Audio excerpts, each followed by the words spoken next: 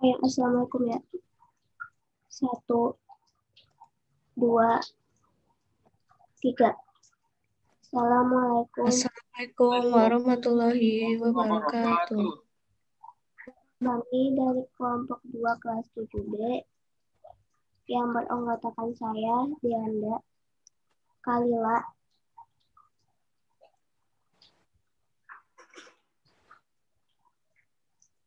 Assalamualaikum, nama saya Kalila dari kelas 7B. Saya bertugas untuk membuat PowerPoint Kerajaan Aceh. Arkia, Anggit. Saya Anggit dari kelas 7B kelompok 2 dan saya bertugas untuk mengerjakan presentasi PowerPoint pada Kerajaan Mataram Islam. Malika. Nama saya Malika, saya dari kelompok 2 kelas 7B dan saya bertugas untuk mencari materi Kerajaan Banten. Esar dan Adelin. Adelin dari kelas 7 bertugas mempresentasikan Kerajaan Tebe dan Tidore.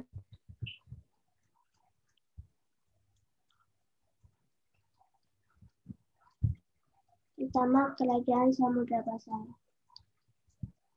Kerajaan Samudra Pasai merupakan kerajaan Islam pertama di Indonesia yang didirikan sejak abad ke-13.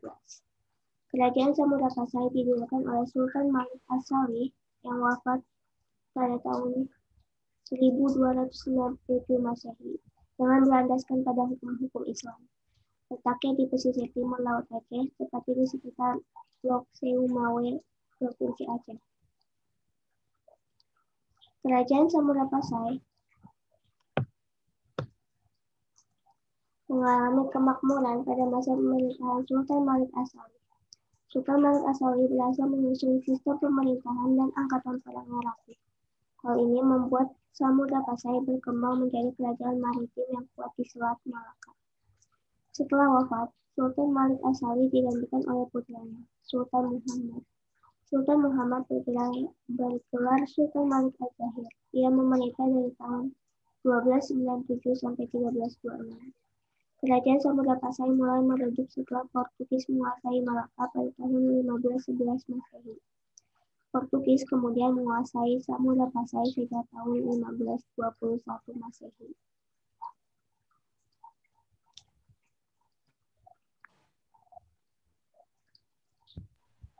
Di slideshow bisa nggak? Danda. Di slideshow. Oh, ngerti.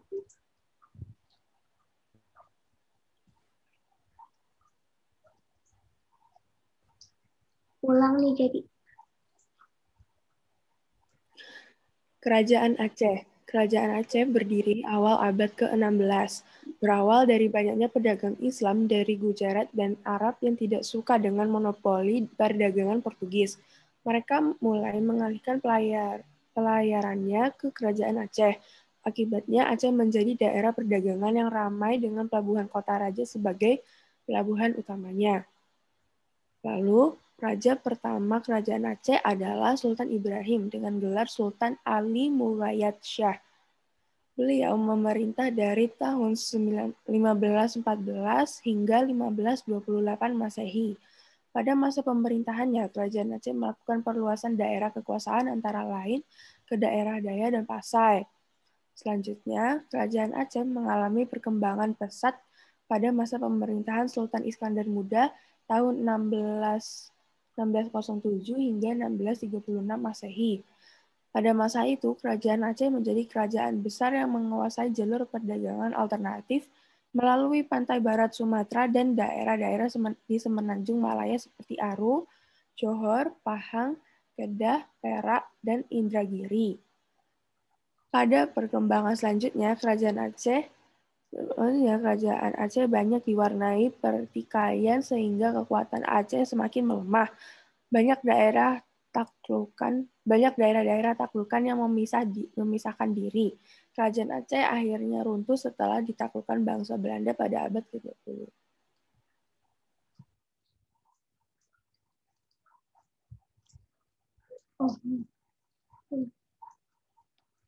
Kerajaan Demak. Kerajaan Demak berdiri di akhir abad ke-1 dan merupakan kerajaan Islam pertama di Pulau Jawa.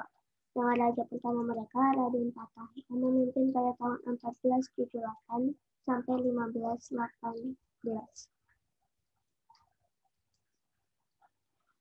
Dan pada saat itu juga didirikan masjid bernama Masjid Agung Demak. Raden Patah digantikan dengan Adipati Unus yang merupakan anaknya, lalu berganti lagi ke saudaranya yaitu Sultan Trenggono. Dan pada saat itulah masa berjayanya kerajaan Demak. Ia berhasil meluaskan daerah ke barat dan sebagainya, merencanakan ke timur yaitu Madiun, Gresik, Tuban, Malang. Namun ia gugur pada saat menyerang Pasuruan. Setelah meninggalnya Sultan Trenggono, kerajaan Demak mengalami kemunduran karena perebutan kekuasaan antara Pangeran Sedaing Lepen dan Sunan Prawoto, anak Sultan Trenggono.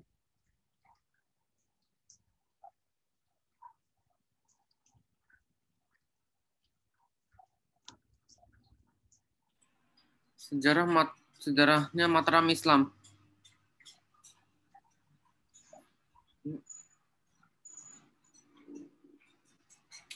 Kerajaan Mataram Islam adalah kerajaan Islam yang didirikan pada abad ke-16, tepatnya tahun 1586. Kerajaan ini bermula dari sebuah daerah kadipatan yang berada di bawah kekuasaan kerajaan Pajang. Mataram terletak di daerah Jeting bagian selatan dan pusatnya di Kota Gede, Yogyakarta. Raja pertama kerajaan Mataram Islam adalah Sutawijaya. Ia memerintahkan kerajaan Mataram dari tahun 1586 sampai 1601 Masehi. Ia bergelar Panembahan Senopati ing Alogos Saidin Panotogomo.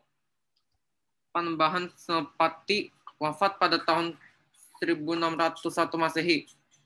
Ia digantikan oleh putranya, Mas Jolang, yang memerintah pada tahun 1601 sampai 1613 Masehi. Mas Jolang digantikan oleh Raden Mas Rangsang di tahun 1613 sampai 1645 Masehi, yang lebih dikenal sebagai Sultan Agung. Dalam masa pemerintahannya, kerajaan Mataram Islam mencapai puncak kejayaannya. Mataram meluas ke Jawa Tengah, Jawa Timur, dan sebagian Jawa Barat. Sultan Agung juga berhasil menjalin hubungan baik dengan kerajaan-kerajaan Islam lainnya seperti Palembang, Banjar, dan Goa. Sultan Agung wafat pada tahun 1645 Masehi. Sultan Agung digantikan oleh putranya, Amangkurat I yang memerintah Mataram pada tahun 1645 sampai 1677 Masehi. Pada masa pemerintahan ini, kerajaan Mataram berhubungan kuat dengan Belanda dan mengizinkan Belanda untuk mendirikan benteng di Mataram. Setelah Amangkurat I wafat, Mataram dilanjutkan oleh Amangkurat II dari tahun 1677 sampai 1703 Masehi. Pada masa pemerintahan ini, wilayah kekuasaan Mataram menyempit dikarenakan diambil alih oleh Belanda. Pada tahun 1755 Masehi, berdasarkan perjanjian Giyanti, Mataram dipecahkan menjadi dua kerajaan, yakni Kesultanan Yogyakarta dan Kesuhunan Surakarta. Pusat Kesultanan Yogyakarta berada di Yogyakarta dan diperintah oleh Mangkubumi dengan gelar Hamengkubuwono I. Kesultanan Yogyakarta akhirnya dipecah lagi menjadi Kesultanan dan Pakualaman. Pusat Kesuhunan Surakarta berada di Surakarta. Kesuhunan Surakarta diperintah oleh Suhunan Pakubuwono III. Kesuhunan Surakarta pada akhirnya pecah lagi menjadi dua, yaitu Kesuhunan dan Mangkunegaraan.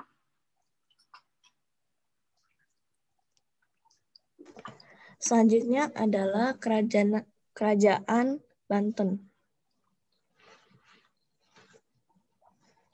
Kesultanan Banten adalah sebuah kerajaan Islam yang pernah berdiri di Tatar Pusandan, Provinsi Banten, Indonesia, sekitar tahun 1526.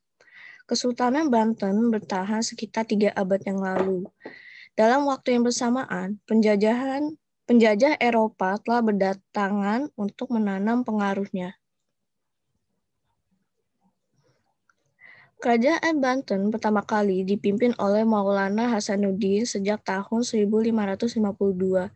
Pada masa pemerintahannya, Banten menjadi penguasa tunggal jalur pelayaran di Selat Sunda. Banten menjadi kota pelabuhan yang sangat maju dan disinggahi oleh pedagang-pedagang dari Gujarat, Persia, Tiongkok, Turki, dan Keling. Pada tahun 1570, Hasanuddin digantikan oleh putranya yang bergelar Panembahan Yusuf.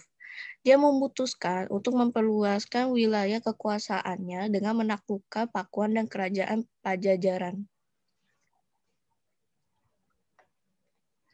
Nah, berikut ini adalah raja dari Kesultanan Banten, yaitu Sultan Maulana Hasanuddin, Sultan Maulana Yusuf, Sultan Maulana Muhammad, Sultan Abdul Mafakir Mahmud Abdul Qadir, Sultan Abu Al-Ma'ali Ahmad, Sultan Ageng Tirtayasa, Sultan Abu Nasar Abdul Kahar, Sultan Abu Al-Fadl Muhammad Yahya, Sultan Abdul Al-Mahasin Muhammad Zainul Abidin, Sultan Abdullah Muhammad Syifa Zainul Arifin, Sultan Syarifuddin Ratu Wakil, Sultan Abu Al-Ma'ali Muhammad Wasi, Sultan Abu Al-Nasr Muhammad Arif Zainul Lashikin, Sultan Aliyuddin I, Sultan Muhammad Muhyiddin Zainul Salihin, Sultan Muhammad Ishak Zainul Mutakin, Sultan Wakil Pangeran Natawijaya, Sultan Aliyuddin II, Sultan Wakil Pangeran Suramanggala, dan yang terakhir adalah Sultan Maulana Muhammad Syafiuddin. Selanjutnya ada Kerajaan Goa dan Salo. Kerajaan Goa dan Salo lebih sering disebut Kerajaan Makassar karena pusat kerajaan ini terletak di Makassar, Sulawesi Selatan. Kerajaan ini pada awalnya terdiri dari Kerajaan Goa dan Kerajaan Salo.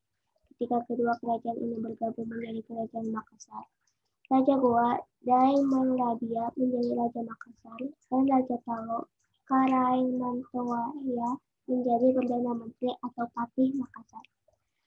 Karaeng Mantowaya bergelar Sultan Abdullah, Daeng Mangrabia bergelar Sultan Alauddin. Karena letak yang strategis, yaitu di semenanjung barat daya Sulawesi, Kerajaan Makassar tumbuh menjadi kerajaan maritim terbesar di wilayah Indonesia bagian timur. Banyak pedagang dari daerah-daerah lain, bahkan dari luar negeri, berlabuh ke Makassar. Dengan demikian, saat itu terbentuk jalur perdagangan Aceh, Banten, Demak, Makassar, dan Maluku. Sebelum abad ke-16, Kerajaan Makassar telah memiliki hubungan baik dengan kerajaan Islam Ternate di Maluku. Namun ketika itu, Raja-Raja Makassar belum menganut agama Islam. Baru setelah kedatangan Datu Li Badang dari Sumatera, Makassar berkembang menjadi kerajaan Islam. Raja Makassar pertama, Sultan Alauddin, dengan dibantu Sultan Abdullah, sangat berperan dalam menyebarkan agama Islam di tengah masyarakat Makassar. Ketika kerajaan Makassar dipimpin oleh Sultan Hasanuddin pada tahun 1653 sampai 1669, ia ingin menjadikan Makassar pusat kegiatan perdagangan di Indonesia bagian timur. Namun, cita-cita Sultan Hasanuddin mendapat pertentangan Belanda yang memiliki kepentingan perdagangan rempah-rempah di Maluku. Atas keberanian Sultan Hasanuddin ini, ia dijuluki si ayam jantan dari timur.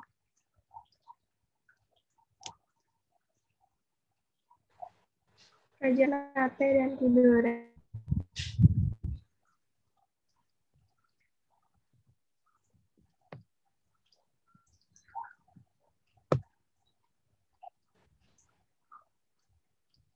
Kerajaan Ternate dan Tidore terletak di Pulau Luku dan bagian Papua. Kedua kerajaan ini terkenal karena menjadi pusat penghasil rempah-rempah di Asia Tenggara, sehingga mendapat julukan The Spice Islands atau Kepulauan Rempah-Rempah. Kerajaan Ternate didirikan oleh Bab Masuk Malamo pada abad ke-13. Ibu kota kerajaan ini adalah Sampang. Letaknya ada di Kepulauan Maluku bagian utara.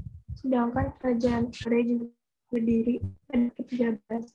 Kerajaan Tidore juga pada rempah-rempah, pedagang bagian negara beli rempah. Agama Islam juga masuk ke dalam masyarakat Tidore. Menghadapi pemerintahan di atas rempah-rempah di Maluku mulai di perkebunan Cangkih dan Pak, terutama Pulau Buru, Seram, dan Ambon. Kerajaan-kerajaan di Maluku membentuk persekutuan yang saling bersaing. Di antaranya ada Ulima dan Ulisua. Ketika bangsa Portugis masuk ke Maluku pada tahun 1512, kerajaan Ternate langsung merangkul Portugis menjadi sekutunya. Dan Spanyol masuk Maluku sekitar 1521. Kerajaan Tidore juga langsung bersekutu dengan Spanyol. Akibatnya timbul menjadi Portugis dan Spanyol bertempur. Konflik antara keduanya selesai ketika Paus di Roma mempertemukan keduanya. Hasil perundingan adalah perjanjian Zaragoza. Sekian presentasi dari kelompok kami. Terima kasih banyak. Ayo assalamualaikum ya bareng-bareng. 1, 2, 3. Assalamualaikum warahmatullahi wabarakatuh. Warahmatullahi wabarakatuh. Oke, udah.